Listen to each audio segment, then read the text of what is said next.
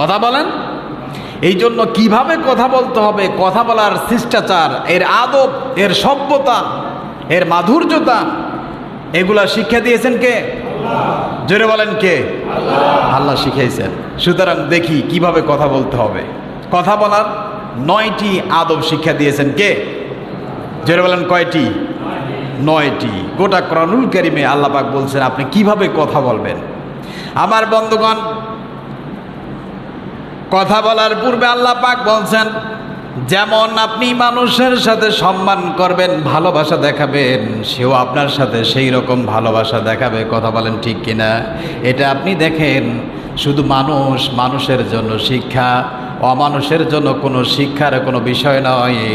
আপনার বাড়িতে আপনি একটা গরু পালেন, ছাগল পালেন, কিংবা ভেড়া পালেন, অথবা বিড়াল, অথবা কুকুর, অথবা বন্য প্রাণী, অথবা একটা পাখি।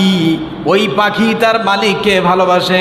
এমন এমন কুকুর আছে যে কুকুর তার মালিকের জন্য জীবন পর্যন্ত দিয়ে দেয়। কথা বলেন ঠিক কিনা?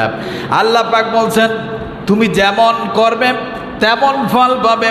যেমন মানুষকে ভালোবাসবে তেমন তুমি ভালোবাসা পাবে। যেমন তুমি মানুষদেরকে সম্মান দিবে তেমন তুমি তার কাছ থেকে সম্মান পাবে। আল্লাহ রাব্বুল আলামিন বলছেন হাল জাযাউল ইহসানি ইল্লাল ইহসান। ভালোর পরিবর্তে ভালো ছাড়া আর কি হতে পারে? জোরে বলি সুবহানাল্লাহ। 1 নাম্বার আদব